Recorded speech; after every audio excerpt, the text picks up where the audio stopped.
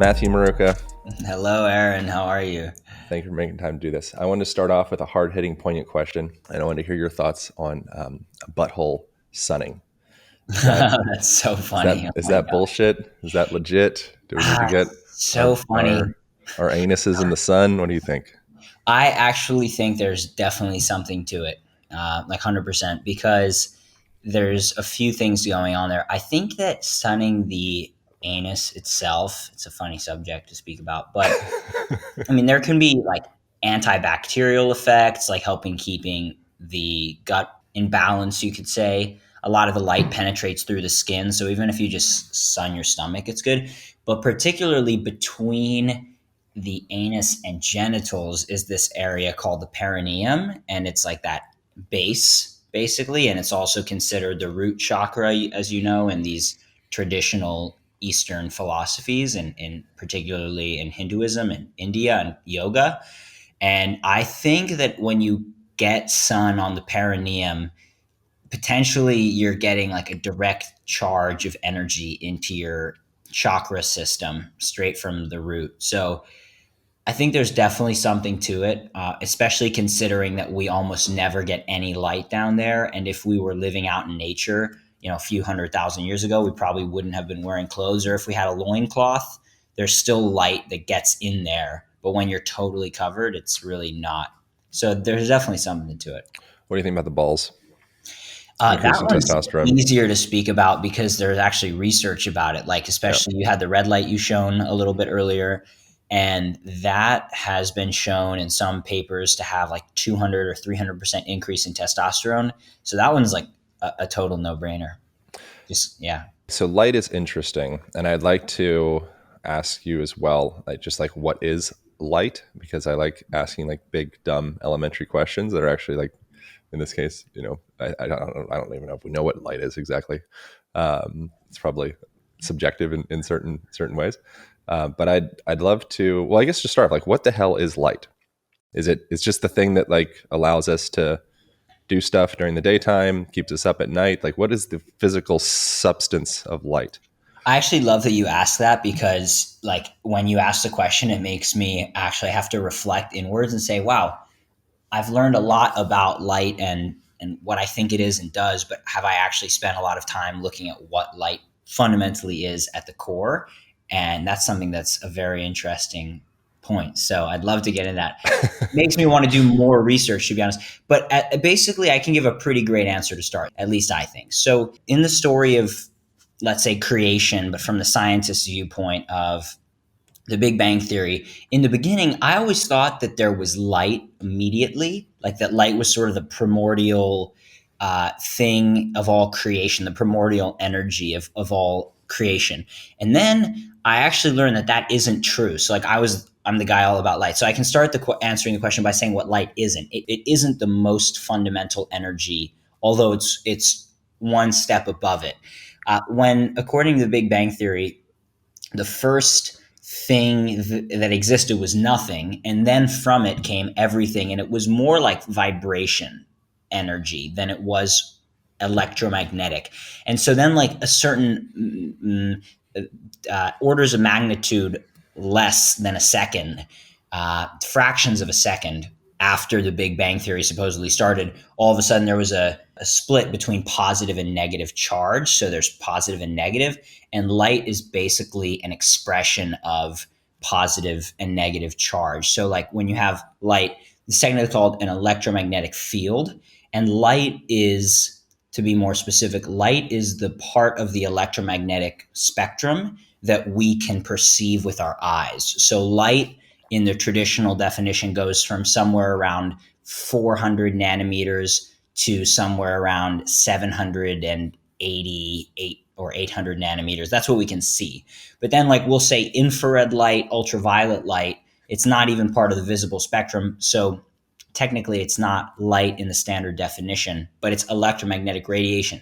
Then if you talk about like X-rays, radio waves, microwaves, like the stuff our phone uses to communicate, or the X-rays that they scan when you have an injury or whatever, those are also basically what we would almost consider light, but technically speaking, they're just part of the electromagnetic spectrum. They're electromagnetic radiation.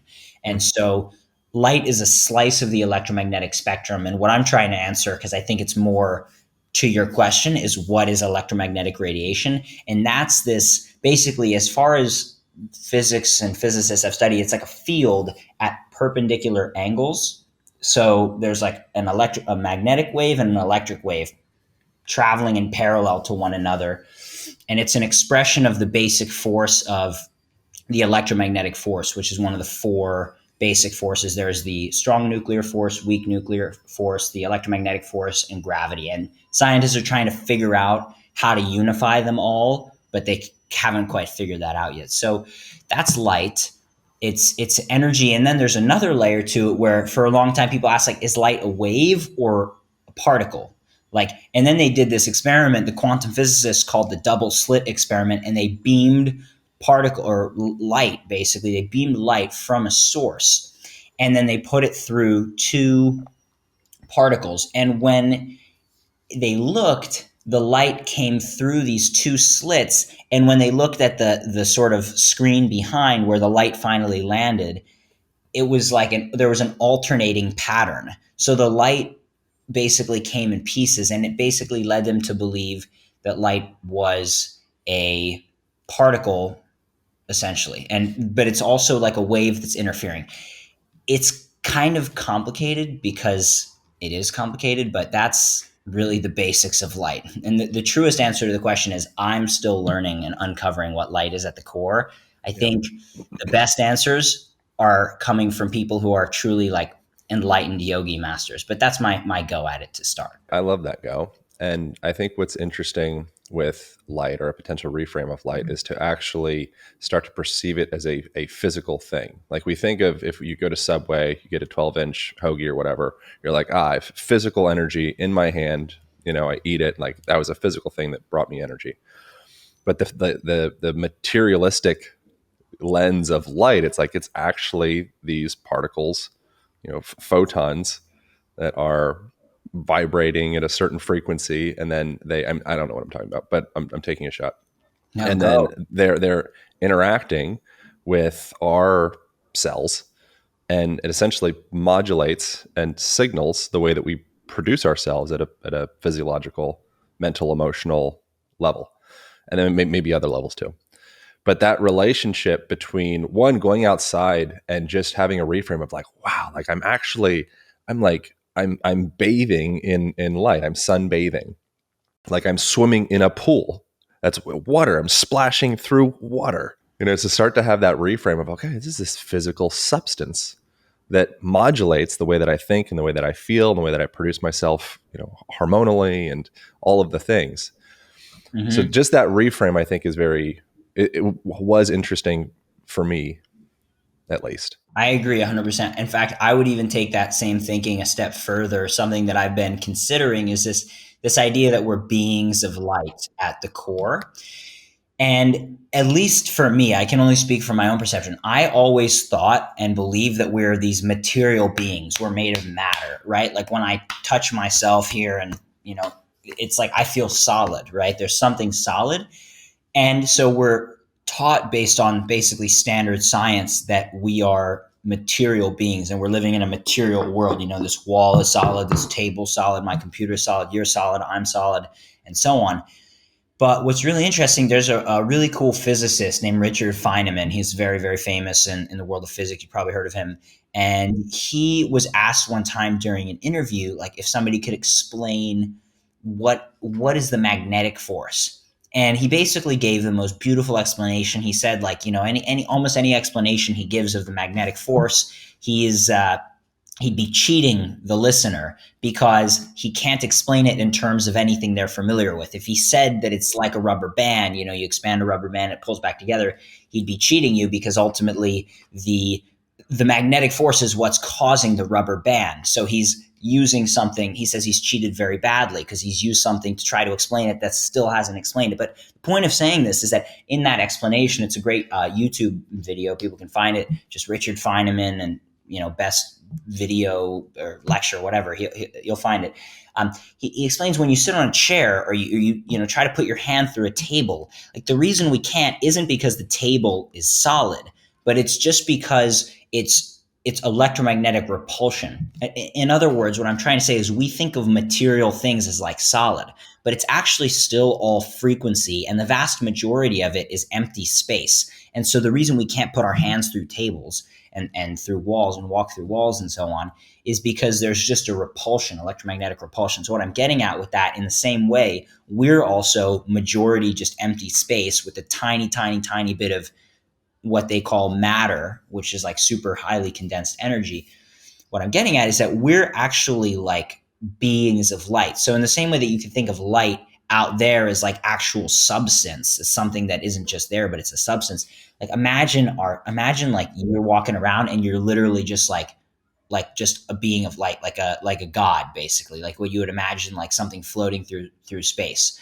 And that's actually kind of what we are. Like, yeah, we feel held down to the earth through gravity, and there is something there, but we are these beings of energy and frequency. And the reason I started to think about this is because there's these like great spiritual masters who people have witnessed do miracles and levitate their bodies and walk through walls and walk on water and all kinds of stuff that like many people say that's impossible, but it's been witnessed many times. It's like, well, my thinking is that they just like mastered the understanding that we are just that we're just light, and they basically became more and more and more light, like enlightened, and less and less matter. Not that there's anything wrong with the material side of life, but I find this to be a pretty interesting concept.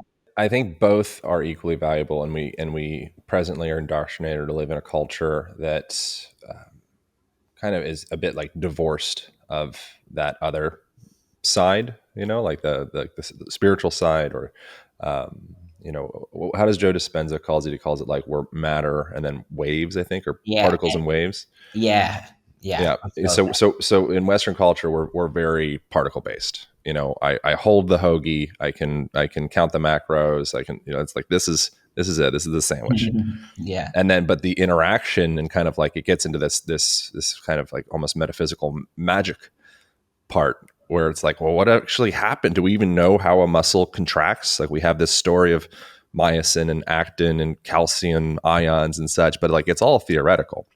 You know, it's really, really funny you bring up muscle contraction right now, of all things you could bring up, because Why? like it's hilarious. Well, because there's a researcher out of it's not hilarious, it's very serendipitous, I should say, because there's a researcher who I just interviewed for the Light Diet podcast. Actually, I'm going to have him on again and get more into this subject particularly. His name is Dr. Gerald Pollack, and he's really well known for writing The Fourth Phase of Water. We just had Gerald on like a month ago. That episode will come out in a couple weeks. There you go. So it's perfect. So when I was interviewing him, I went back into his history a little bit, and he said the thing he was studying before water was actually muscle contraction. And what Yeah. they understood is that there's no really good explanation. Like the standard explanation isn't quite sufficient to explain all the energy demands of muscle contraction. And he's looking at totally reframing it and re-understanding it through basically alterations in water, like when we're in our rested state. Essentially, they've basically measured this based on what he was telling me, that when we're resting, our water is structured, and when we contract the muscle, all the water actually becomes temporarily unstructured for a period. There's a whole different energy dynamic going on behind there that is Yeah. related to this energy story. Anyway, Yeah. so it's So very if people want to hear more about that, they can go to your podcast or also go to my conversation with Jared Pollock where we talk about that specific thing. So there if you you want to go. like There you unpack go. into that world, go Yeah. check out the Jared Pollock episode. Yeah. So within that, it's just two sides of a coin. And we happen to exist on a very particle matter side. If it's not measurable, manageable, we can put it into a beaker. We can have a statistic around it. It's kind of like, I don't trust it.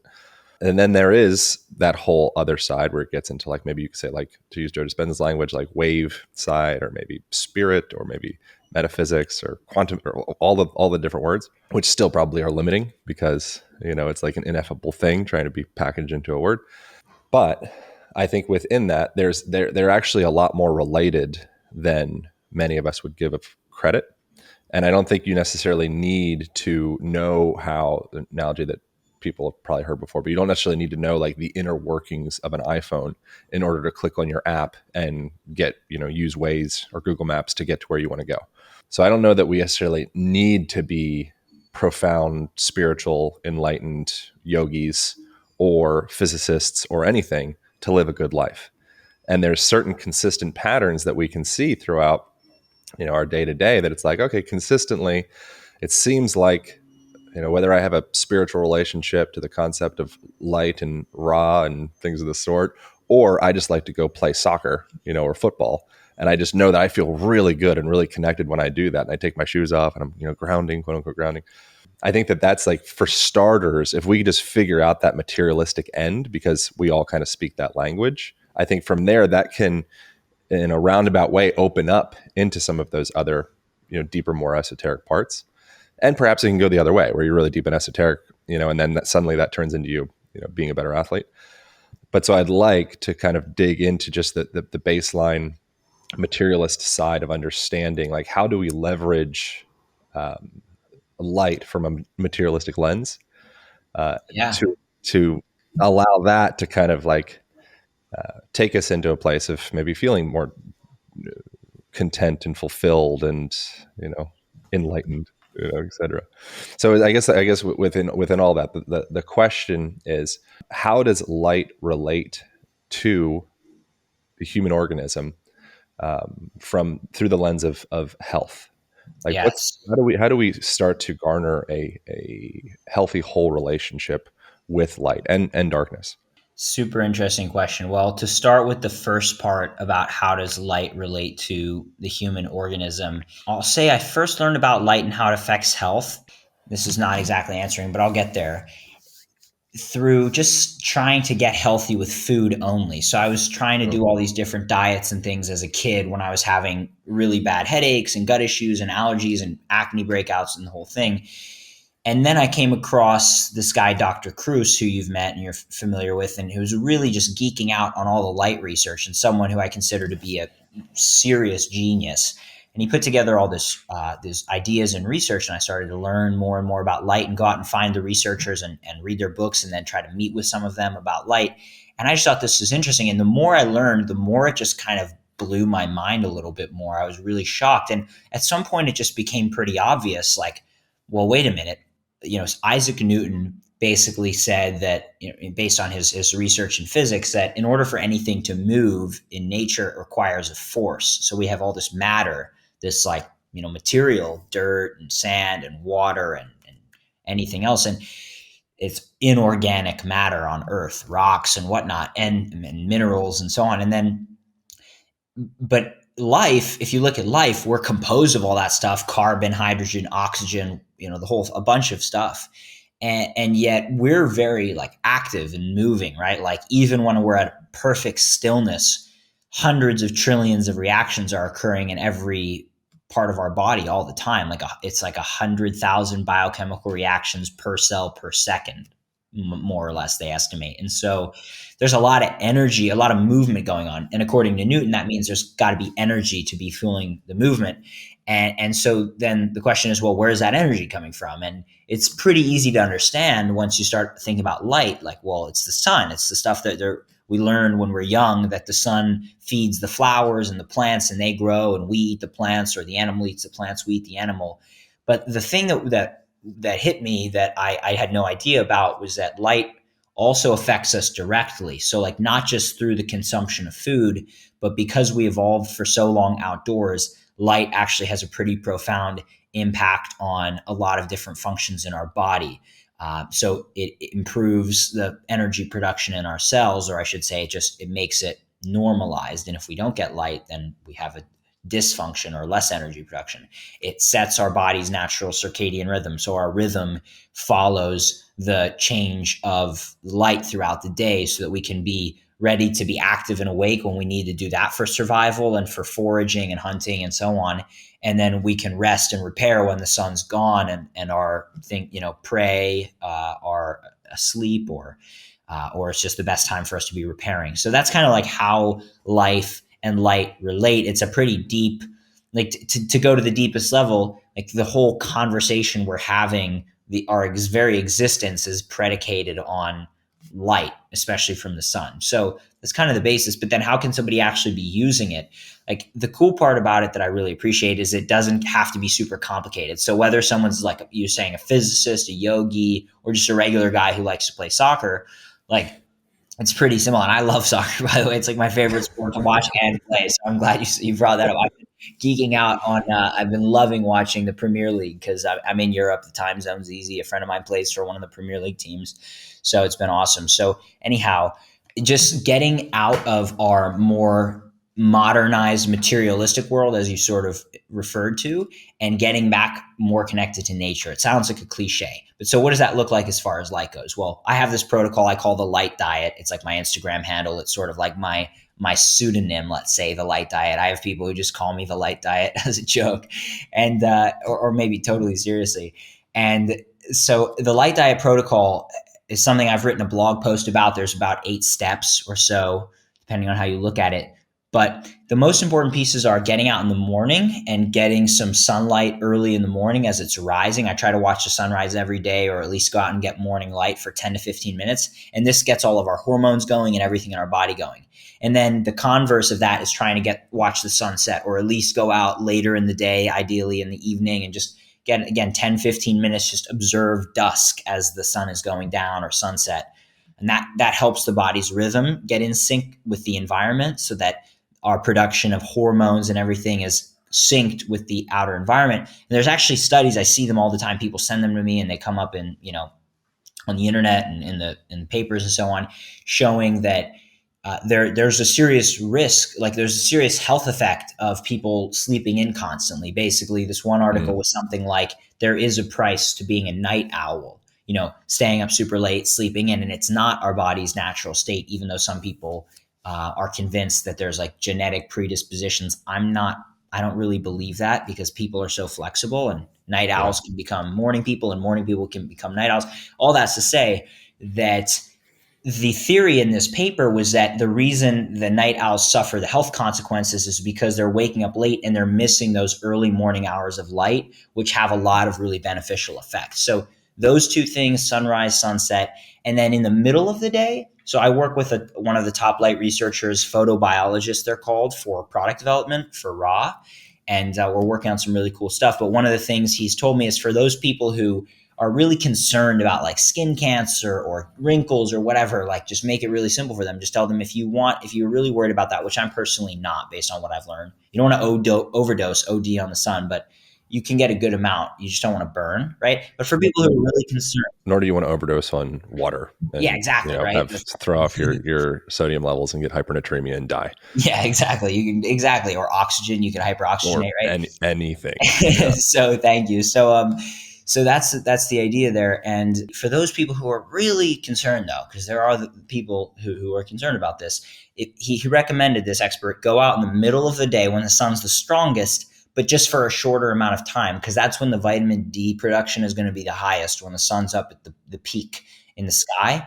And you could even get, like, depending on skin tone, it really varies, but 10, 15 minutes of sunbathing midday on each side of the body. And that could be more than enough. Now, in the middle of the summer, and physically speaking, the light, if we were to look at it, I wonder if it would be fair to relate it to almost like being like a nutrient in a way. And just like when you're eating different nutrients, I mean, nutrients probably are frequencies in their own right. They are, for sure.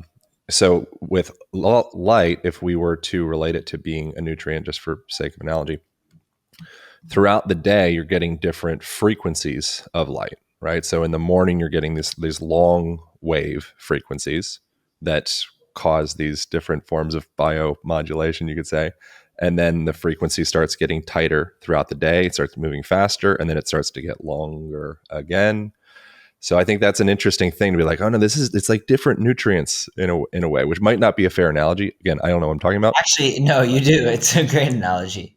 Okay. Yeah. So anyway, so that's something when you're going out in the middle of the day, I'm just trying to have like a physical kind of materialistic, like, okay, what am I getting from this? Like, what's this relationship? Like, what actually is it? Yeah, it's a great way. Exactly. I mean, so the different, like the sun has the different wavelengths or colors, we call them when we see them. And the different wavelengths of color are, red, orange, yellow, green, blue, violet. And then before the red, you have infrared. And after violet, there's ultraviolet. And then you go beyond violet, you get into X-rays. And before the infrared, you have the radio waves and microwaves that our phones use, and Wi-Fi and radar and all that stuff. And so it's almost exactly as you said. Actually, when the sun's coming up, it's more red light, so it's a slower frequency, longer wavelength light for the most part. That's has more, let's say, we could call it a healing function, and in a way a activating function, and so on. And so that's really good light, again, morning and evening. In the middle of the day, ultraviolet light has very high power for doing things like making vitamin D. Yeah. And so, yeah, it's really just, it's like taking different nutrients in different times of the day.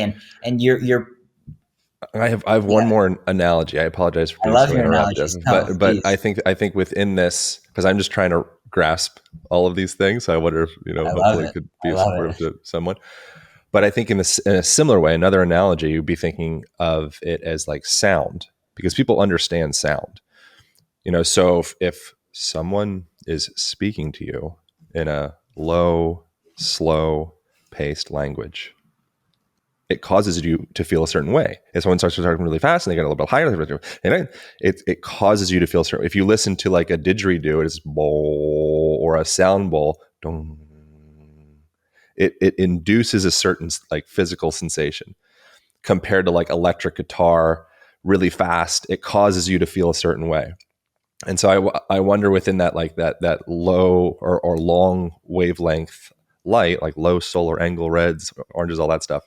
If that is another fair analogy, if it's almost kind of like we're beings of frequency, whether it's sound, whether it's light, whether it's whatever, these long waves pretty consistently cause a certain sensation, and it's kind of like, Yeah. and then that higher frequency causes like, okay, let's go. And I wonder if that's a fair analogy. I'll shut up with my unnecessary analogies now. Please don't hold back. Okay. I would say, to me, it is a very fair analogy. I'm going to connect you with Dr. Alexander, who I'm working with, and you should do a podcast with him. He's been on some of the big podcasts in the space, but I think you would, especially with the analogies of sound and stuff, you could have an extremely robust conversation, getting into the very nitty gritty details, which is his wheelhouse, and I think that would be amazing. So for the time being here. I say that's a very fair analogy. I mean, functionally, one of the things that's really interesting is when you look at a cell, the cell is actually organized by the rainbow. So the longer wavelengths of light, the reds and infrared, are affecting the water and mitochondria, which make up the majority of the outer portion of the cell. And as you go inward, the wavelengths of light that basically are, let's say, related to the different components follow the color of the rainbow. So red, orange, yellow, green, blue, violet. And the cell is actually organized like a reverse rainbow, from violet in the middle all the way out to red. And so it's like on every single level of life and health and cellular biology, light appears to be the organizing factor. And a really cool way to share this for a biochemical person, or a really materialistic focusing person, is to share the fact that there's, as we mentioned before, 100,000 biochemical reactions happening in every cell every second. And without something to control all those reactions and keep it coordinated, I mean, think just like Amazon. Like Amazon has to have really good software to manage all of it. To take a page from your book and go with the analogies, like Amazon has to have really robust software to manage literally every single order, every single package, every cancellation and modification and customer support interaction and deliveries. And like, there's a lot of stuff going on at Amazon. And to think that every single human cell has more going on than Amazon, not to mention the entire organism, like 100,000 things happening every second. I mean, Amazon's probably about that level of complexity, maybe a little bit more, but that's one human cell, and we have like 50 to 100 trillion cells. So there has to be coordination, and the only force that anyone's aware of that has the capability of coordinating that is light, because there's so many different frequencies which are capable of controlling and modulating different reactions in the cell. So it's a really interesting it's a really, really interesting concept. And one other thing I'll share that I've been learning about recently, and I'm still, let's say, developing my understanding of this, because it's a very complicated. It's I shouldn't say complicated, but it's a very profound insight. But so the sun, when you look at the sun, its spectral emission in the inside of the sun, it's generating a ton of energy and light from this hydrogen fusion that's happening in the sun. And then on the outside, as you go from the sun in the middle, it's hydrogen and helium. But as you go further out, there's more of the uh, basically higher level atoms. So like iron and oxygen and metals and so on. And that's the outer layer of the sun. It's called the chromosphere. So the sun's putting out, like, we would call it a full spectrum. It's a continuous spectrum of light, all the wavelengths, the X-rays and the radio waves and microwaves. Now, the Earth's atmosphere filters out a large part of that, and that's how we're able to exist. Because if the Earth's atmosphere and its magnetic field didn't block out the X-rays and all that stuff, life would either not exist or look very different. The oceans would probably be vaporized and so on. But so Earth has some protection, but it's interesting. The sun also has this layer called the chromosphere. And because every atom absorbs certain wavelengths of light, the light that's passing from the sun through the chromosphere of the sun is absorbing all of the what's called like elemental wavelengths of light that are related to each of those atoms that are found. So the light that's actually reaching Earth, if someone Google searches it, they want to see a picture. It's really interesting. It's called the Fraunhofer lines. What I'm getting at with this is that, as this expert was explaining it to me, life is actually kind of, in a sense, complementing the light that's absorbed by that layer of the sun. So all that light is taken out, and we are basically filling in all the gaps. And like if the sun's spectrum was continuous, completely continuous, the light coming to the Earth, we wouldn't really have there wouldn't be a physical basis on which for us to exist. So it's a really interesting concept, but our existence is like deeply, deeply, deeply connected to the sun. How do we leverage light as a healing tool? And it's an interesting idea of thinking of light as, like, I heard this from this analogy from Huberman. He suggested it's like the most intelligent scalpel in existence, and its Yeah. capacity to be able to penetrate and go through different cells, but without necessarily killing anything, but maybe kill things if that's the intention, is unlike any technology that we have in our like materialistic actual developing a physical tool world. So like, how does light interact with our skin, with our organs, with our eyes? How do we start to really be able to wield light as a healing mechanism? So I have a book. Actually, I had this. I thought you'd ask a question like this. This book's called "Let There Be Light," and it's a book about. It's called subtitle "Practical Manual for Spectrochrome Therapy." So it's very Nice. interesting. I'd love to talk about this a little bit, because it's probably the best way to answer your question that exists at the moment. There's a guy named Dinshaw. Dinshaw was just the name he went by. His last name was long, so nobody called him by his last name. So Dinshaw, this man, was I believe he was Indian, either born in India or born in the States to Indian parents. But anyway, yeah, he was Indian actually. And he created this amazing, among many other things, he was sort of a Renaissance man, but he understood from his life experiences and research that light has this profound effect on the body, and created this system called spectrochrome. And basically, he found the purest essence of each color, like the red, orange, yellow, green, blue, violet, like the exact color that really represented that. And there's actually a few other colors in their system, but they found that every single color has really different effects on the body. Like, for example, the color lemon, which is like a green yellow, has a really stimulating effect, and blue has a very calming effect, and red has a very energizing effect. That these colors can have huge physiological impacts. And so they created all these devices to use color specifically to treat people and treat patients, and the results that they got were unbelievable.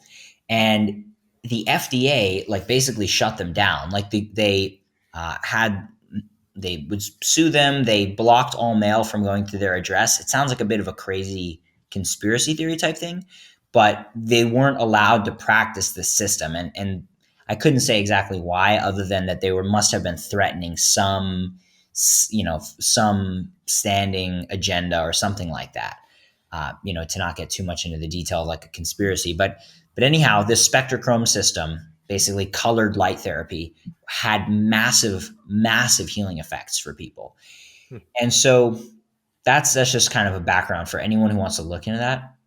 But essentially, like every organ, even according to Ayurveda and traditional Chinese medicine, every organ has certain colors that are associated with it. And you can use different colors to basically stimulate certain things, or do the opposite of stimulating, like calm certain parts of the body. And one thing that I thought was fascinating was, as I learned a bit more about this color therapy, the amount of light that's needed doesn't have to be super intense like the bright red light therapy that you have in front of you. Like the amount can actually be very minimal. And it's interesting, it isn't so much about the power, but it's that light carries like information. So different colors basically provide information. And to really just sum this whole idea up, it's like our aura, our, let's say, the energy field that is purported to exist around our body, and it's actually been measured. Like our heart has a field they measured at the Heart Math Institute many times, and so on. This aura actually is it's rich with information and, in a way, color.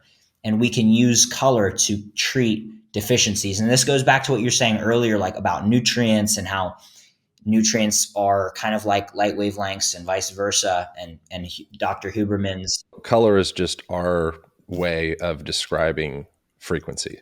Yeah, precisely. When I So say color, it's not like just color. It's like color. You could just say frequency, or not. Not. I mean, you say whatever you want, but in general, just like it's just there's different waves, different distances between the waves, the arcs of the waves, and then we see that as like purple. It's also frequency. yeah, it's exactly. That's just our perception. So many people relate more when you say colors, but it's the same thing, frequencies. And so it's actually the fact that the people can treat themselves with colors. Doctors have done it. So that's something that I'm looking to bring back with Raw, with my company. We're looking to really bring light and color therapy to people, and we're working on some really interesting things for this. But I didn't exactly give away, like I didn't share how people can do it because I'm still going through the process of learning this. This particular system is something that I hope can be revived because it's healed so many different things. But here, just one more thing here is about nutrients and wavelengths. It's super interesting to consider, and this blew my mind once again, that every single nutrient, iron, magnesium, all these things, there are some people who actually believe that these just essentially they're just another frequency, right? Like with the idea that matter is just really slowed down energy.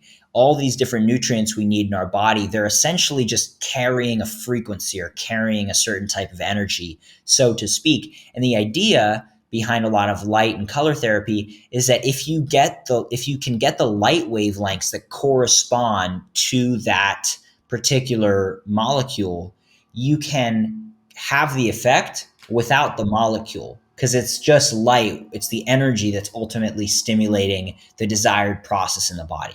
And to me, I was thinking that's a really, really interesting idea. But I can add, because it doesn't have to be one or the other. There's tons of evidence now, and it's interesting that you mentioned, or that you're using methylene blue. It's kind of fitting for the conversation that if you combined red light therapy and methylene blue, that the effects can be massively, massively greater, like 5, 10 times or more stronger. So So people listening, I have this thing called methylene blue in my mouth. So my tongue is blue right now. What the hell is methylene blue? Since you brought it up, what is it?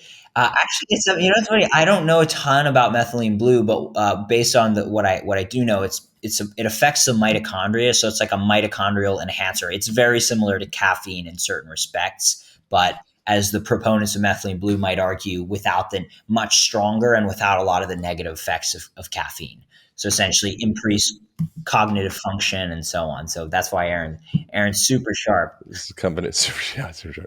This company, Transcriptions, which I don't have. Actually, we might have an affiliate for them, but anyways, that's just the stuff that's in my mouth right now. Methylene blue. Yeah, those guys are great. Yeah. Transcriptions. Well, so within that, what about like photobiomodulation and using lasers and red lights and different things to support with wound healing, to support with maybe like skin conditions, and also to support with the facilitation of mitochondrial function?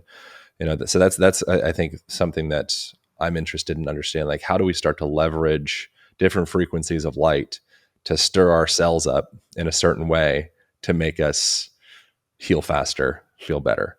There's huge amounts of evidence that red light therapy is very beneficial.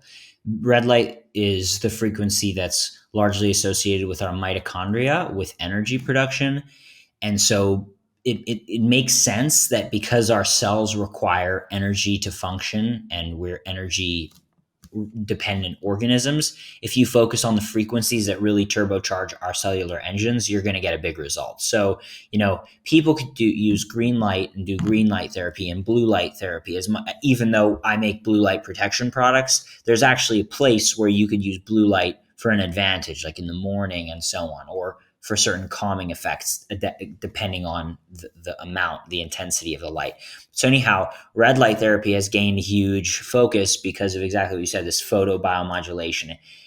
Photobiomodulation itself literally means like photo is light, bio is life, and modulation is affecting. So technically speaking, at the purest definition, photobiomodulation is any way you're affecting life with light, which is literally as simple as me looking at this computer screen is affecting my physiology, but I'm not wearing my blue light protection glasses right now because I got a great open door and full spectrum light coming in. But anything we're basically doing is photobiomodulation if you get to the purest definition. But they've taken it and said the red wavelengths, specifically certain wavelengths, are photobiomodulating wavelengths because they have such a profound impact. So essentially, how can people use it? Like the first thing is just go sunbathe, as we discussed, like get some time in the sun, get out and watch sunrise, watch sunset. This is going to have a photobiomodulation effect. The sun is setting now.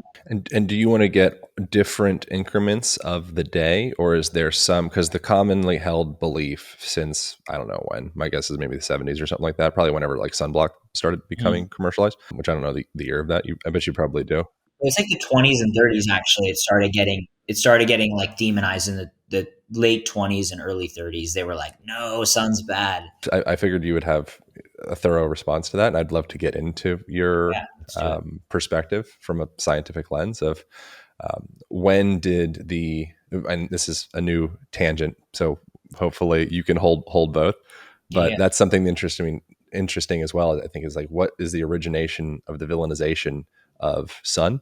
And the question that I had is there value in garnering the effects of all of the different frequencies of light that are being emitted throughout the span of a day? Or is the suggested wisdom of only be outside between 8 a.m. or 7 a.m. to like 11 and then get the heck inside and then go back outside after 4 or whatever they suggest? Is there something to that?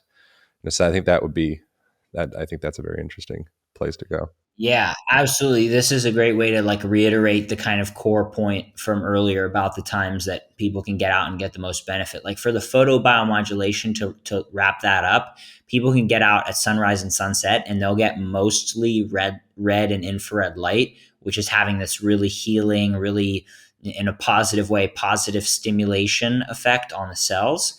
And it is improving, cellular function, energy production, and so on and so forth. Both sunrise and sunset will have a larger percentage of this light, but that light, infrared and red, is present all day. But then you get a lot more, particularly blue, violet, ultraviolet, green, and the other colors as the day goes on. They're all there pretty much all day. It's just in different proportions. Although at the last moments before sunset, there's almost no blue light. Anyhow, that's about photobiomodulation, like sunrise and sunset. So I messed you up and I asked you two questions at the same time, which is All good. terrible etiquette on my part. But the first thing, is there value in getting out and saying, cool, I want to get a little 11 a.m. light. I want to get a little noon light. I want to get a little 1 light. Or is there some time that's like, you really don't want to be out that time? Or like, is there a better or worse, or is it all just different frequencies that provide different forms of biomodulation? I would say it's not. It's there's not better or worse. Definitely not.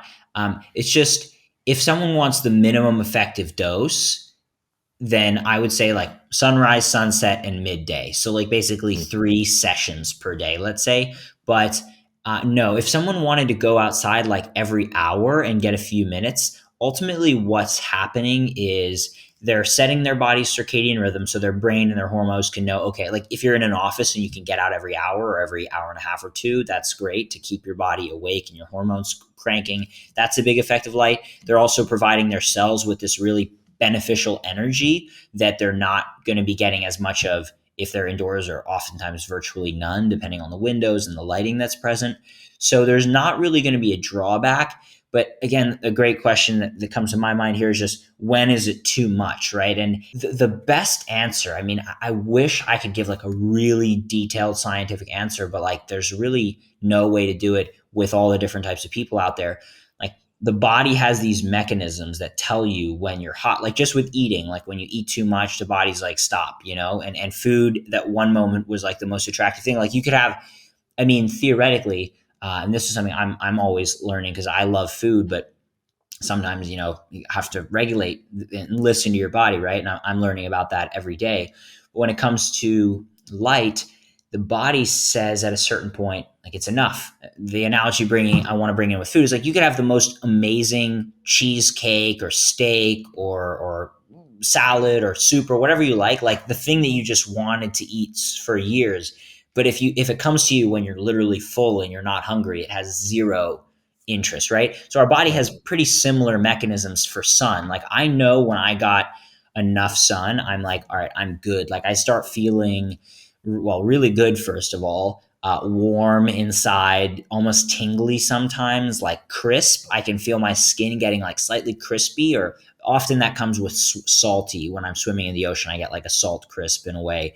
And I can feel like, okay, I got enough. Like I don't want to be burning. I don't want to be turning pink. And I've overdone sun for many years. And so I've learned that there is a threshold and you shouldn't overdo it. So anyhow, getting out, I think, is great any time of the day, but burning and overdoing it or overheating, that's what people want to avoid. They don't want to force themselves to stay out. Is there scientific evidence that could provide or reassure people that they can begin to retrust their intuition around sun exposure? Yeah, great.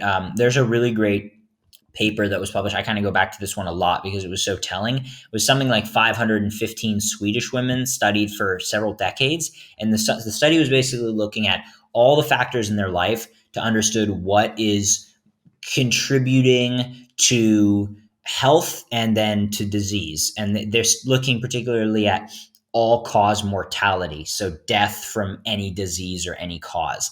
And the women who avoided the sun had significantly, like more than double the risk of dying from all diseases compared to the women who actively sought out the sun.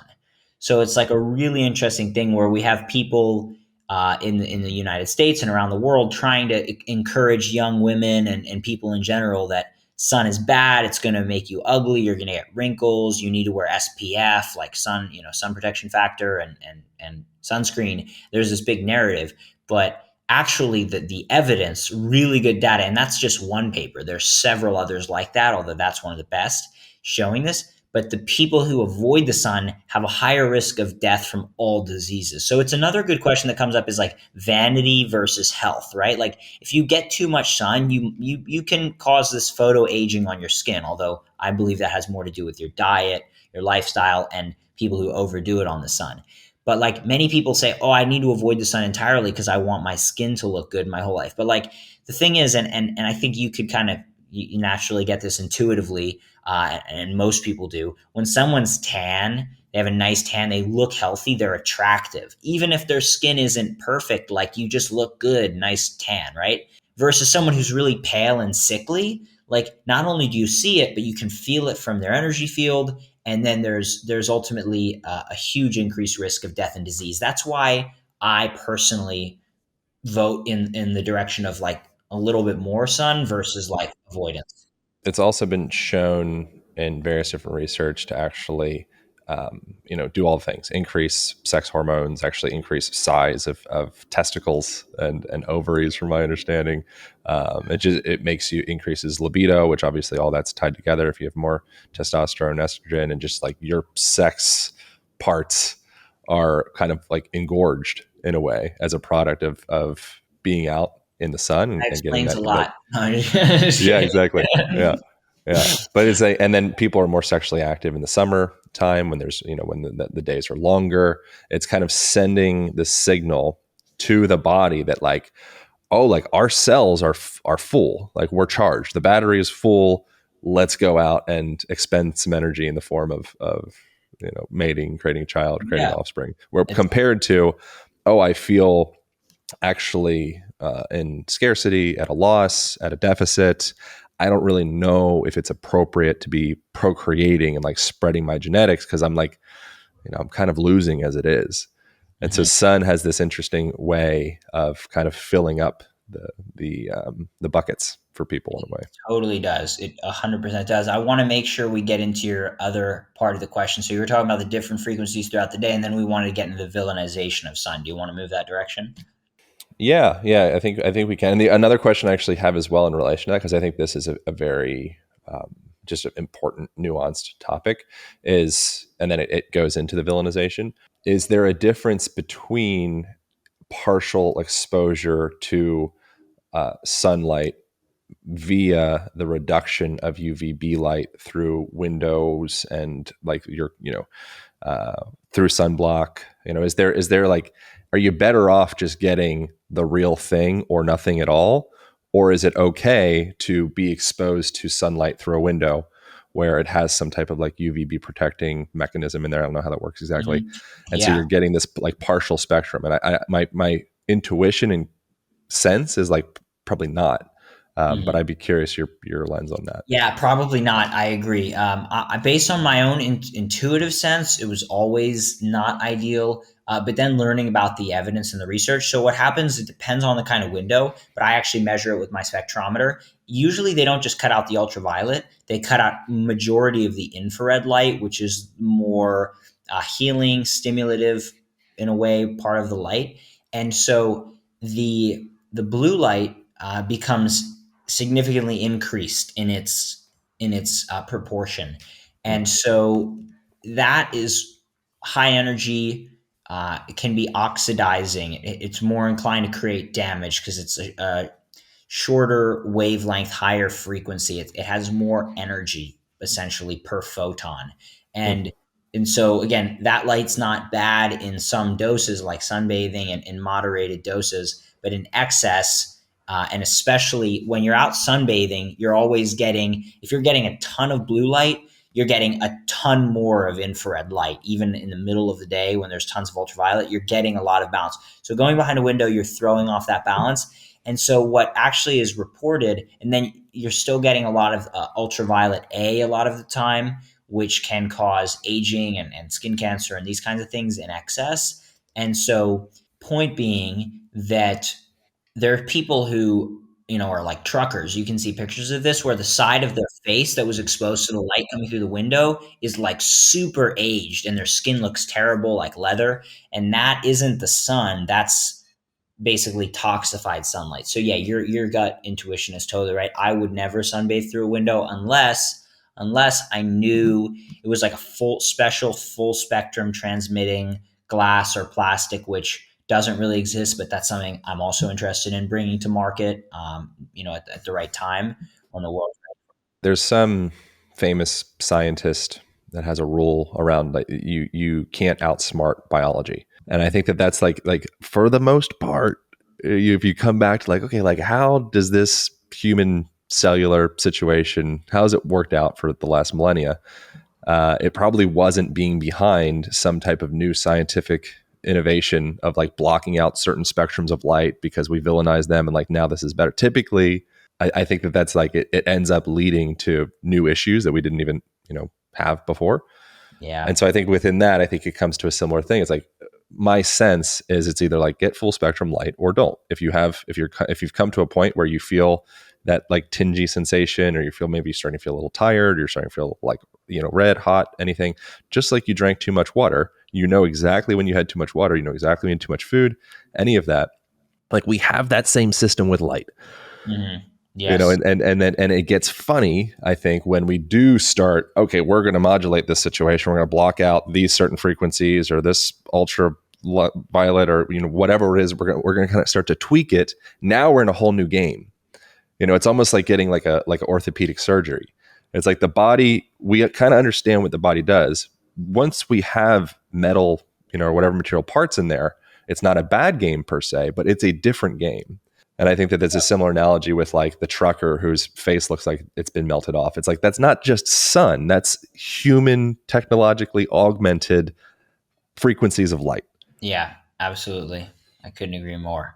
Should we get into the how the heck the villainization of light manifested? And that's not to discredit things like, skin cancers and the various different conditions that could come as a product of probably lots of things. I think diet is a massive conversation around that. There's probably perspective that's involved in there as well, some psychosomatic components. There's probably, a bioelectric component around grounding would be my guess. Mm-hmm. It's not just exclusively frequencies of light existing in a vacuum. There's a lot of conversations there. But do you think it's appropriate to get into, at what point did humanity become like, have this weird suspicion around light? Yeah, it's so like 20s and 30s, based on my research. In the 20s in particular, there was a real big push, like let's say liberalization of everything, of energy and sexual culture and so on. And after the First World War, around there, and I'm not exactly sure why that was the case, but so people were like getting out more, like in more, let's say, exposing types of bikinis and things that people typically weren't wearing before. And there was just this kind of liveliness around sunlight, lots of pop culture and, newsreels and cartoons and things I've seen that kind of portrayed the glorious life of being by the beach for during that time period. The roaring 20s. Yes, exactly. It was like a real time that this was a big thing. It was seen as very high level to be like tan, and if you were like, I've seen cartoons like sort of making fun of the pale person on the beach, like mocking them, and it was just this energy of getting out and getting light and being alive, and that it was a good thing for health. And then there was, skin cancer was a thing; it did exist. They were trying to figure out why, and they basically pinned it on the easy culprit, the sun. But they were using ultraviolet light in very high doses on different experimental animals, and almost like what would be considered like really inhumane experiments today. And these animals were developing cancers and so on from these isolated man-made light sources, and therefore they pin that, oh, ultraviolet caused skin cancer, therefore the sun has a lot of ultraviolet, the sun must cause skin cancer. And that was a really erroneous conclusion to jump to, because the sun causes life on Earth more than anything. But that was what they jumped to. And so there began this demonization and the production of sunscreens, which ironically are much more linked to the production of cancer, because they contain, especially the earlier sunscreens, compared to the body's own protection, which is melanin, this natural pigment that absorbs ultraviolet light very effectively.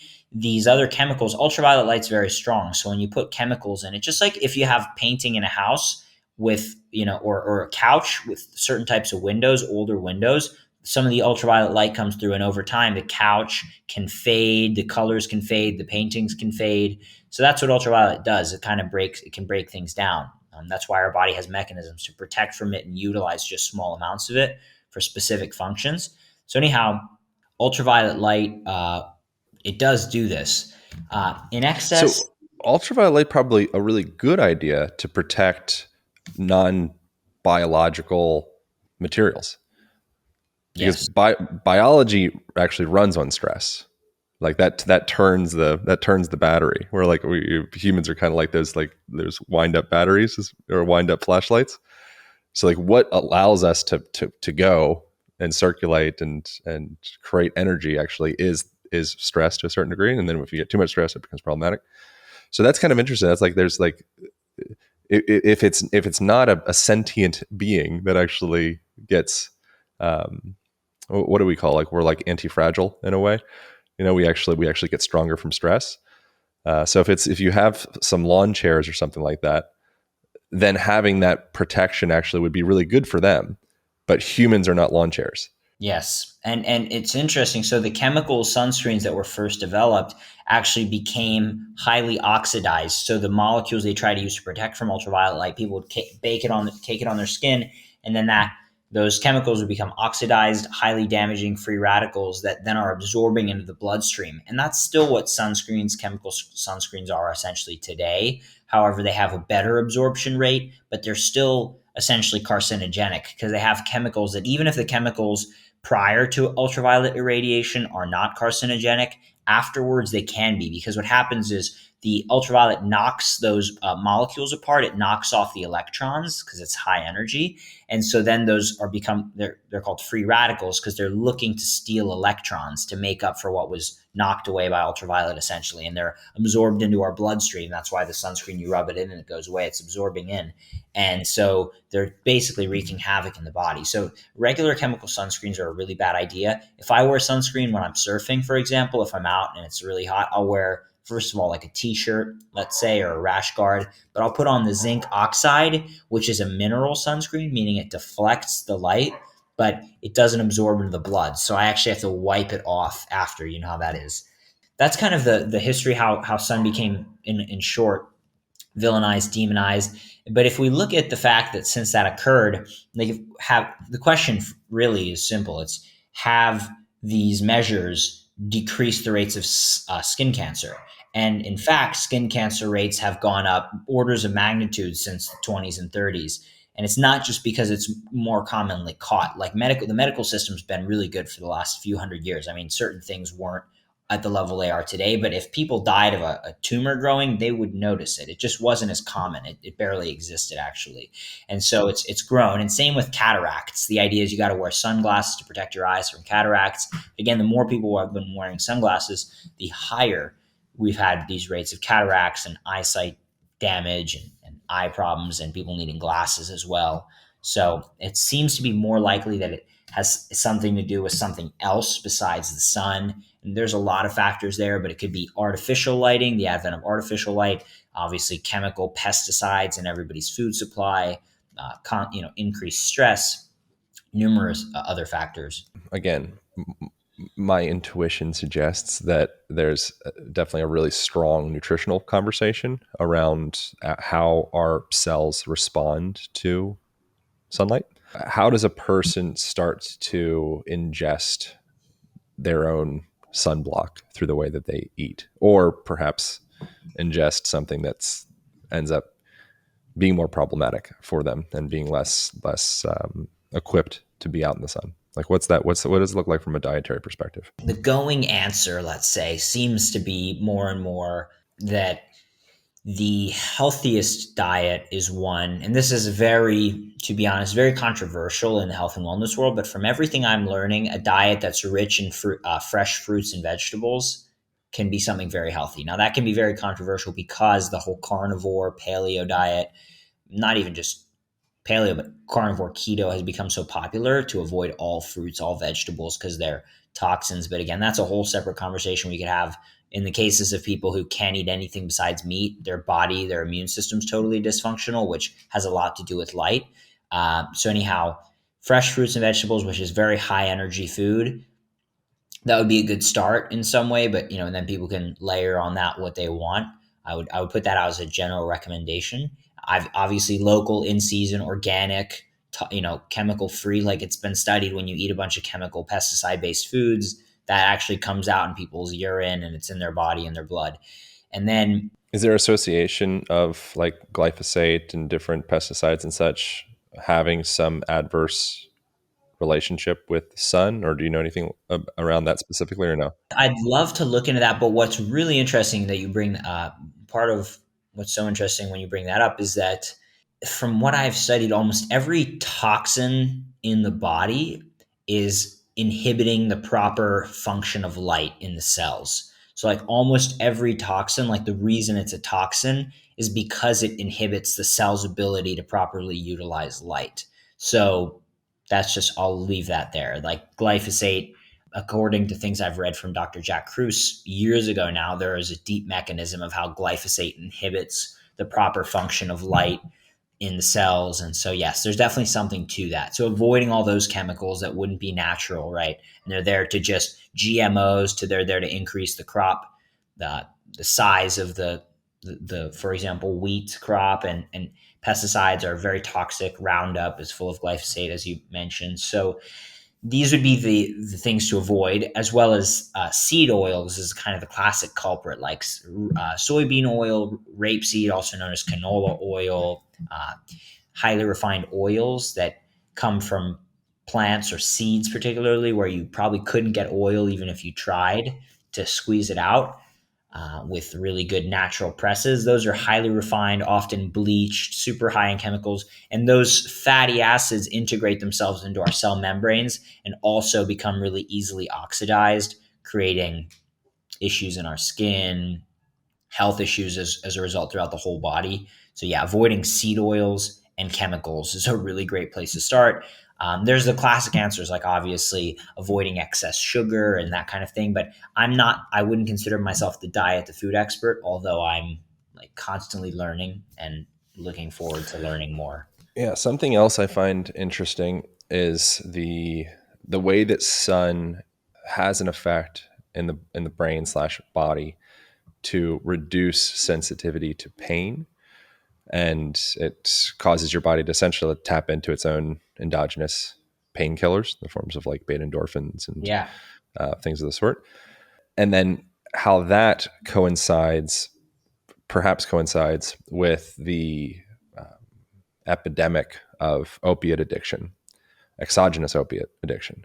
You know, And that's something that I kind of think about. I'm like, oh, interesting. Like, so you stir up the periaqueductal gray and you get all this, you're turning your own internal pharmacopoeia of drugs just through doing the things, like doing what the body does, historically speaking. And now we're being withdrawn from those, ancestral patterns, which are very simple. It's just like go for a walk, and maybe squat up and down, have community. And so that's kind of getting pushed aside a bit. And then reciprocally, whether it's connected or not, I don't know. But we see this kind of skyrocketing in usage of exogenous opiates. I wonder if there's any kind of connection there from your perspective. I think you're spot on. I mean, there's honestly not much I could add to it because you make the point very well. Like the sun does increase the production in the brain of pretty much every important hormone and neurotransmitter in a positive way, and it inhibits things that are bad. So it has very positive impacts across the board. Yes, one of these being beta endorphin, and yes, of course, like totally sun deficient, energy deficient society, it's natural that people are going to reach for these kinds of drugs to supplement that. Obviously, there's emotional factors, right? Like I've learned very personally that no matter how much sun I get and how much I'm, let's say, connected to, I shouldn't say connected to the natural environment, but specifically just how much sunlight I've gotten, if I'm still battling with emotional challenges and mental things that need to be unwound, there's still going to be a consequence in my health and my life and my experience of the world as a result of that. So I've become, very interested in meditation and these kinds of things because there's undoubtedly to me a sort of inner light work that we also have to be doing. Again, unwinding old traumas, patterns, and then we could say in a sense that this is like incoherence trapped, or that we've kept trapped in our physiology, and that we keep it for a variety of reasons. Maybe it feels safe, comfortable, familiar. We don't know that there's anything else that's possible. So that to me is taking it, one step further, and that's for maybe another conversation. But No, we can have it now. I just wanted to make sure in relation to the beginning of like the two sides of the coin. I like to start personally with the materialistic side and just like at least establish the foundation of like, okay, this is the shape of the 4x4s, and the yeah, texture of the cement that we're going to use to build the house. and then we can pour spirit into the house. I But if love we're all a bunch of spirit, then it's kind of like, well, where do we put all this stuff? Yeah, yeah, I like that. Well, yeah, to me, I mean, it's becoming more and more something that's interesting. I'm very passionate about it because, as I mentioned to you, I believe when we were together several months back, I have been going to some of these week long advanced retreats with Dr. Joe Dispenza, who's a big leading meditation expert. I know you're familiar with him, but many listeners may not be. And anyhow, it's been crazy. It blew my mind many times. Like there are many people at these events. I like to be very open minded, but deep down, I'm a skeptic in many ways about certain things. And to see people healing from all sorts of diseases at these events live because they feel safe, there's this environment that's created. There's lots of support staff and all kinds of stuff. Everybody's meditating, over 1,000 people together. There's a collective energy and collective consciousness, and everybody's stepping out beyond themselves in their familiar territory in these deep meditation sessions. And people are having all sorts of crazy changes happen in their body, and certain people heal from certain diseases, like they let go of some old belief. And I'm more than anything interested in that at this point, Yeah. more and more, because and also tying it back to all the years I've studied light and how it affects our physiology and understanding the interplay between the two. But more and more I see that if somebody can just be so emotionally at peace, like so mentally balanced and harmonious and not going through all the waves, that person can enjoy pretty robust health. I would say almost regardless of their environment, not totally regardless. Like, right, it's not going to help if somebody eats just McDonald's, and it's not going to help if they just live under fluorescent lights all day. Like, it's probably going to make it a lot harder. But that I think a large portion, I'll just put it this way, of the if you think of our body like a battery, a tank, like you made this great point about sexual reproduction in the summer, like being stressed, it's been shown that stressed cells leak more light and they emit less coherent light. Their light is less coherent, less organized in a positive fashion, let's say. Does leak more light mean like hold less bioelectric frequency? How do we materialize that? Sure, yes. Like essentially the cells, they're not able to, if you imagine like life, let's just say if life's game is like capture energy, hold it and use it to do something. And like if somebody's cells can't keep that energy efficiently and keep it organized, there's a state of imbalance or disease that's occurring. So to basically wrap that up, it's that constantly being stressed emotionally, physically, mentally, toxin chemical stress, but let's say emotional being the one I'm focusing on here, that's going to lead, I believe, to potentially more issues than anything else. And as I was referring to earlier, no amount of sunlight can undo the effects of that. So for me, I've been working as much as I can to learn how to balance my mental, emotional state through really healthy daily lifestyle, utilizing light as a stimulative and relaxing factor, respectively. Utilizing the blue light blocking glasses that we make at Raw Optics to sleep better and relax in the evening, doing my best to eat a healthy diet, and then working on meditating and just breathing and trying to keep myself more balanced. Like one thing I've had a huge challenge with is overworking, because for years I started my own business and I was just trying to grind, grind, grind. And I realized I put myself into a state of such hyper stress that no matter what I was doing for my healthy lifestyle, it wasn't counteracting the constant effect of elevated stress and constantly feeling like I wasn't doing enough. So for me, there's something really big to be said for looking at what those things are in one's own life. And I think, to again just put a cherry on top here, is that I really love the idea that like life is a gift and that life can be enjoyable and that it's actually meant to be enjoyable. Like it's something that we can enjoy, and even great spiritual masters have concluded, and just normal wise people have concluded, that that's the purpose of life, is to be happy. And I realized I always heard that as a cliche and thought, oh, that sounds cool. But deep down, and even to a certain degree still, my subconscious belief was that if I'm not suffering, if I'm not grinding, because this is a very societal thing, then I'm not worthy of being successful, of being happy, of feeling good and loved. And so the more I lean into that, like let's say comfort of like like it's okay to just be happy and be okay, like, and be chill, and just instead of saying I need to go to my computer and work, just saying, you know what, like, sorry to everybody who's needs something from me, but actually not sorry. Like, I'm going to take care of myself and just read a book. Like, it's funny, but for me, that's been a major shift in my thinking over like the last year or so. Just letting myself relax, go play a soccer game, watch a soccer game, whatever. And I think that's really important. There's a thing, I don't actually know if this is true, but I've heard that like chickens, for example, that are raised in like a dark pen, and then they give them access to like open the door once a day for some amount of time, and they can go and be like quote unquote free range and go outside. If you're exposed to the darkness and that's all you've been exposed to, that's what you like get to know, what you become accustomed to and comfortable with, then you actually kind of are like afraid or like, oh, like the light is too light, and it's perhaps a similar thing when Oh, someone for gets, sure. if they get, if you're not used to wearing shoes or not wearing shoes rather, and you go out and you're like hypersensitive to the sensation of the ground. Similar thing happens with if you get cochlear implants with your ears, you haven't been able to hear. Suddenly you're able to hear, and it's like, oh, it's like too much. Um, I wonder. I mean, that might be not actually a perfect analogy for what I'm about to say, but I think it's like growing accustomed to a a life where you are deserving of rest.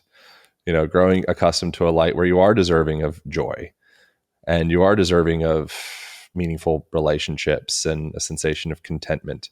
It's like I don't know that we're really bred with that operating system, and or a lot of Western culture perhaps is bred with the operating system of like it's okay to feel fulfilled and whole without performing for the factory, or Mhm. producing more widgets. And that's a really sticky place when you start to wind things back and like, oh man, interesting. Like, what did my school prepare me for? What did my parents' school prepare me for? And my teachers and all that stuff. I'm baked into this certain operating system, which is largely based around production. And Yeah. production is not bad. It's just one of the sides of the coin. And then the other side of the coin is that place of like feeling fulfilled without, doing making money that day or making a widget or, being like quote unquote successful or something of the sort. And then perhaps if you are able to find a deeper sensation of contentment that's not based around production, perhaps that naturally opens up the spaciousness to produce, as opposed to going from a place of like, okay, I'm just going to keep producing, and just assume that will fulfill these deeper parts of myself. But I think for most people, it typically, it doesn't. And then Yeah. midlife crises and all the things. Amen. Yeah, I had my midlife crisis when I was like 22. I was like, or 21. I was like, I need to change something. This is terrible. But I'm glad I did. I got into business early. So I'd say that to me, that sounds like a pretty nice way to kind of, let's say, wrap up. However, I'm more than glad if you have any other closing questions you want to touch on. I'm more than glad to answer. Yeah, no. Well, I mean, I guess the last direction I'd be interested in going is, most of this conversation has been biased towards light's awesome, and it's been villainized and all these things. Um, I'm getting set up to do a darkness retreat in like a Mm, month or so, which is going to be a lot of darkness, not a lot of light in that situation. We are Darkness allows us to produce the correlating hormones to cause us to sleep and rest and digest and heal and repair and all that stuff. What's the the dark side of too much light, and particularly like alternating current, high frequency kind of blue light coming out of our light bulbs, and the advent of that in 1870 whatever, uh, of Edison creating the light bulb and changing history in the most ridiculous way. Like forever throughout our history, after the sun goes down, it was just red, these long wave reds and oranges yeah. or whatever. And then 140 years ago, whatever it is, Yeah. all of that changed. Like what is that? Yeah, it's such a actually, I'm so glad you brought that up. Absolutely, because we didn't touch much on the artificial light side and darkness. That's so cool that you're doing a darkness retreat, to be honest. I'd love to do that one day. I should say first about darkness that it's such an interesting concept. Like darkness is so Mm, it's so much. It's so necessary, right? Like it can't just always be light. The places where it's 24 hours of light, not a lot of people live there. A Hmm. because it's cold, but B because it's kind of psychologically crazy. And to Oh, have the constant darkness in the winter, it also can become a bit of an issue. But how long's the retreat? Like a few days or a week?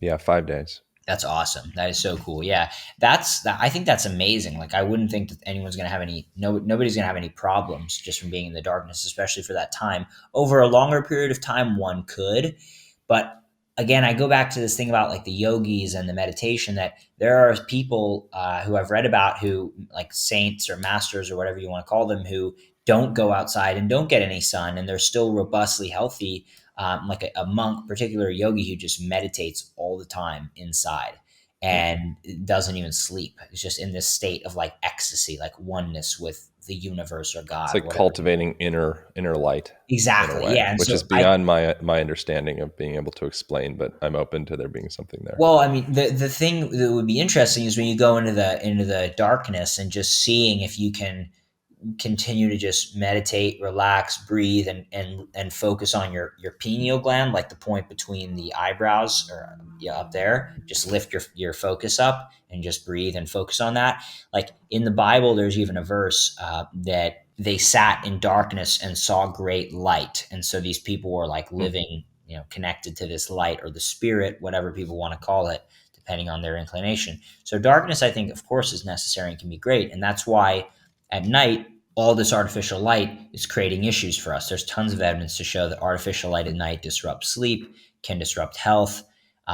Ultimately, that's kind of my wheelhouse, having started the business to make blue light protection eyewear. Like simply put, blue light at night it has the opposite effect of what it's supposed to. So during the day, it's supposed to wake us up and give us energy. It does the same thing, but at night, we need to be winding down to get our sleep and rest and repair. Blue light suppresses the production of melatonin in the brain, and melatonin is the most important antioxidant, anti cancer, anti aging repair molecule.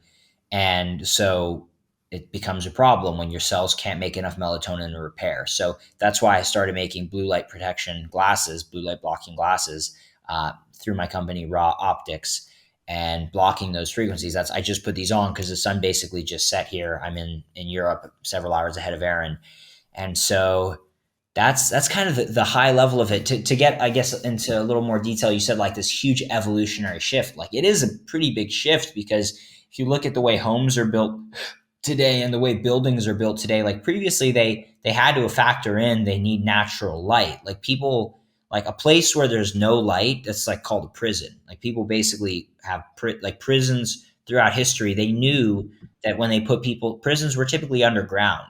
Like they don't let in a lot of light because after an extended period of time, except again for the maybe highly advanced yogi, a extended period of light deprivation causes you to become more docile, more tired, more submissive. Basically, emptied. The battery becomes emptied. Not a time for reproduction, right? And that's what prison and the dungeon has essentially always been: the deprivation of light.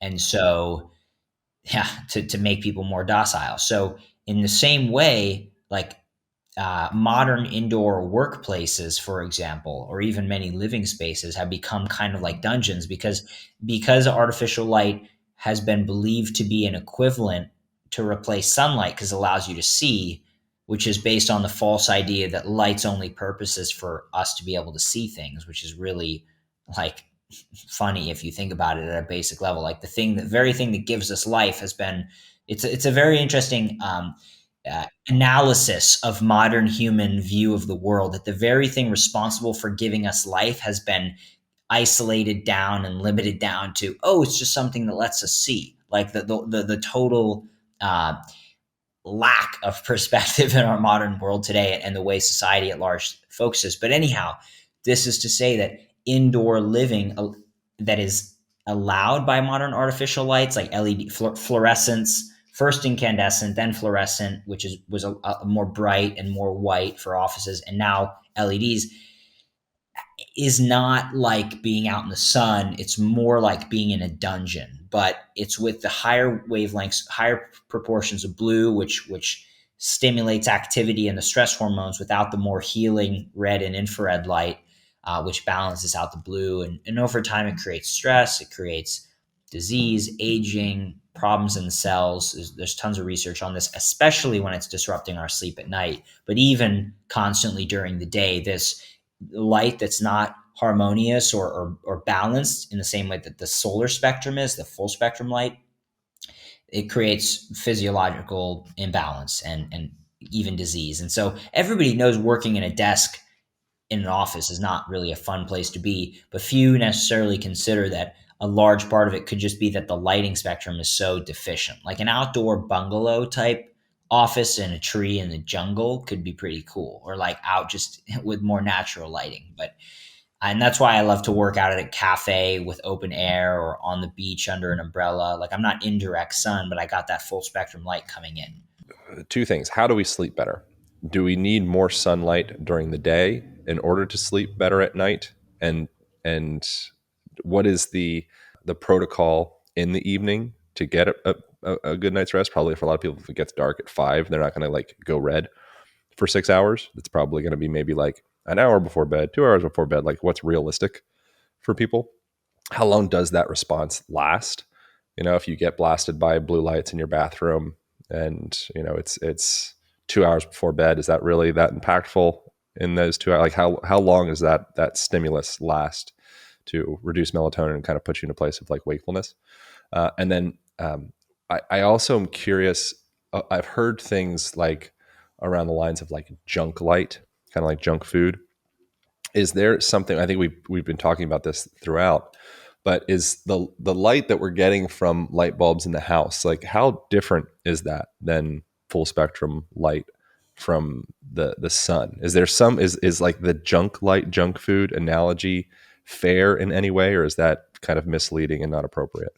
Yeah, these are amazing questions. I'll start with that last bit about junk light. I actually think it is pretty fair. To me, junk light doesn't sound good just because I don't like the word junk. It just to me doesn't sound good.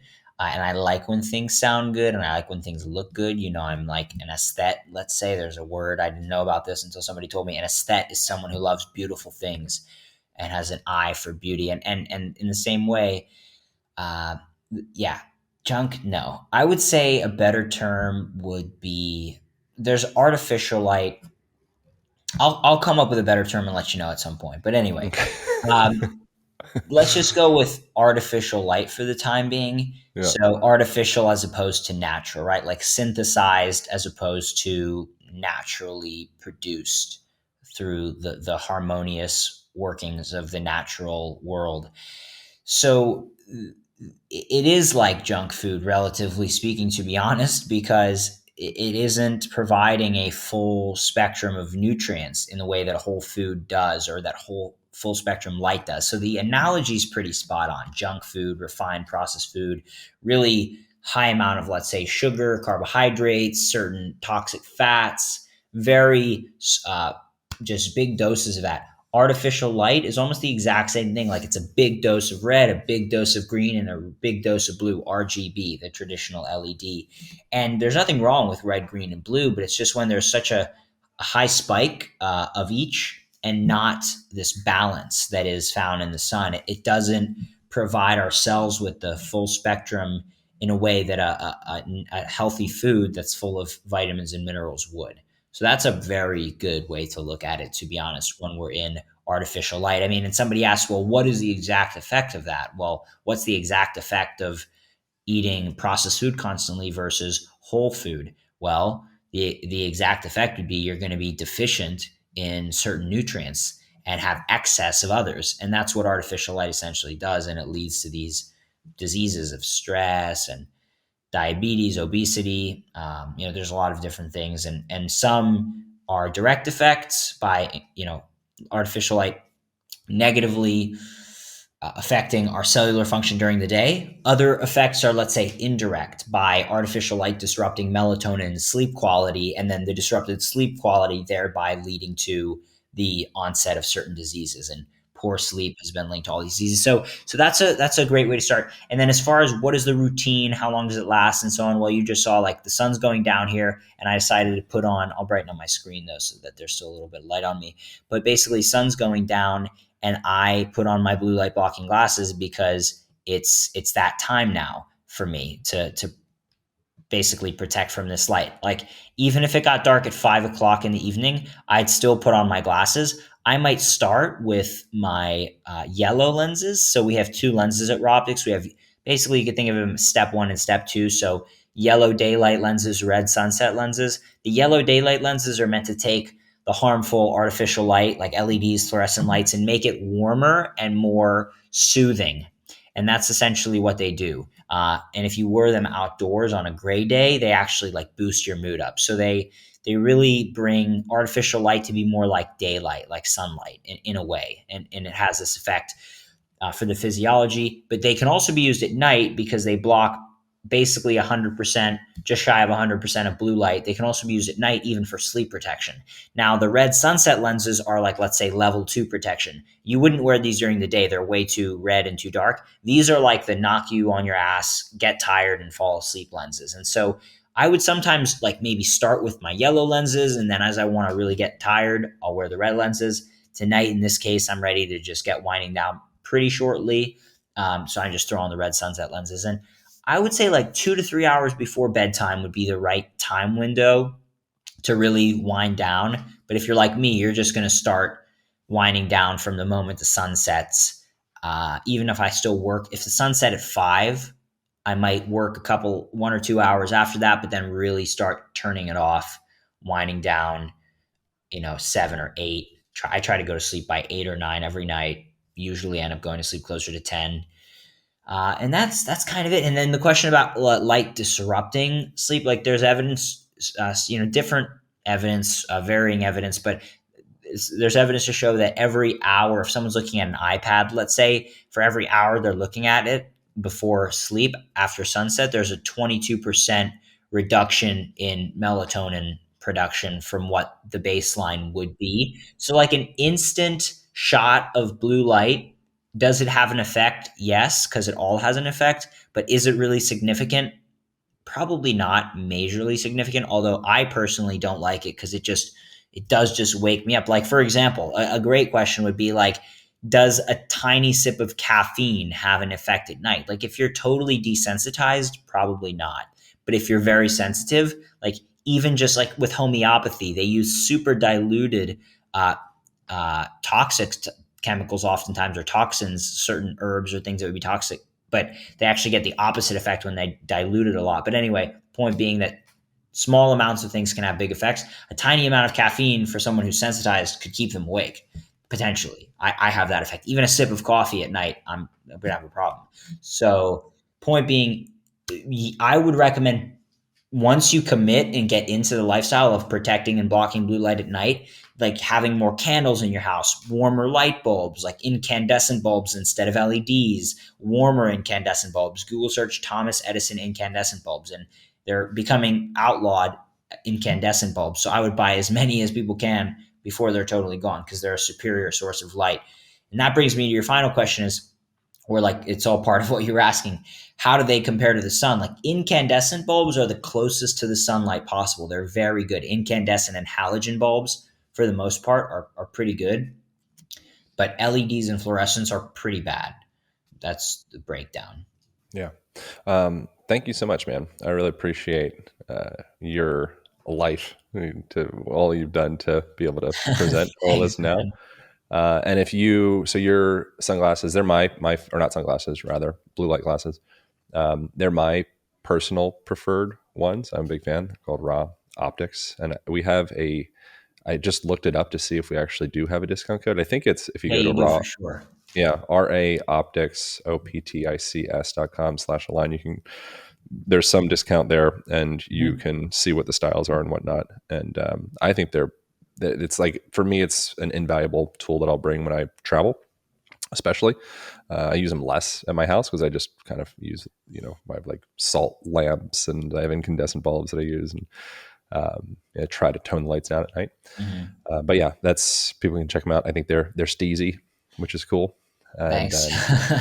yeah, and yeah, man, thank you so much for making time to do this. I really greatly appreciate you, just as a friend, person, and a mentor of topics like this. You So too, brother. It yeah, goes both ways. yeah. Where should people go if they want to go deeper into your work, into research science around light, into where I suggested the Raw Optics is the blue blocking glasses company, if you guys are interested in kind of supporting some of your rest at night. But where do people go from here? Yeah, so I would say if people want to learn more right off the bat, I wrote, as I mentioned earlier, much earlier on, a blog post called An Introduction to the Light Diet. And that is at rawoptics.com/the light diet. And it breaks down all the steps, and that's free. It's just something that I really believe in, honestly, because it's helped me so much. Naturally, a part of that is the products, the glasses, which, as you mentioned, like, I mean, I don't know how to say it. Like, I'm not here to sell my own products. Like, they sell themselves. Like, the reviews we get are insane, to be honest. And my goal was just to take something that's like already exists and make it as good as possible, right? Like, we couldn't patent the concept of blocking blue light to improve sleep because it's not patentable. People have done it for a long time. It's a general concept. It'd be like trying to patent the concept of a shoe. Like, you can't do that. You could have maybe done it when shoes were invented way back when, if such was possible. But anyhow, my goal was to make them better. And so we use Italian acetate is the plastic material, German metal. So it just means a more durable, sturdy product. We still have some lighter weight models like the pair I wear. It's called Pop. It's super lightweight, super flexible. And then we work with basically leading scientists, both on the research side of how the light affects the body, and then on the pigment side of developing the lenses themselves. And we have patents that we have for the particular pigments we use in the lenses. And so there's a lot that goes into a pretty simple product, but I appreciate you saying they look steezy. We have some really cool all metal styles, like an aviator style and a circular style and a clubmaster style also, that's going to be launching soon. The metal ones are already out. And so, yeah, people can go to rawoptics.com, just R-A, no W, raw optics, like the sun god of Egypt.com, and find the products there and use them as they wish. As I mentioned earlier, like the red sunset lenses are like level 2, knock you out, get tired, go to sleep. And for people who just want to sleep better, I would use the red sunset lenses. But for the average person who just wants something they can use when they go out with their friends and they're watching the football game or whatever, or they're in their office, I would get the yellow daylight lenses for the majority of people if they just want one, because you can use it during the day for blue light protection as long as you go outside every 2 or so hours or 1 or 2 hours, get light to wake you up. And then at night, you can also use them, but just don't take them off and don't blast yourself with any bright light when they're off.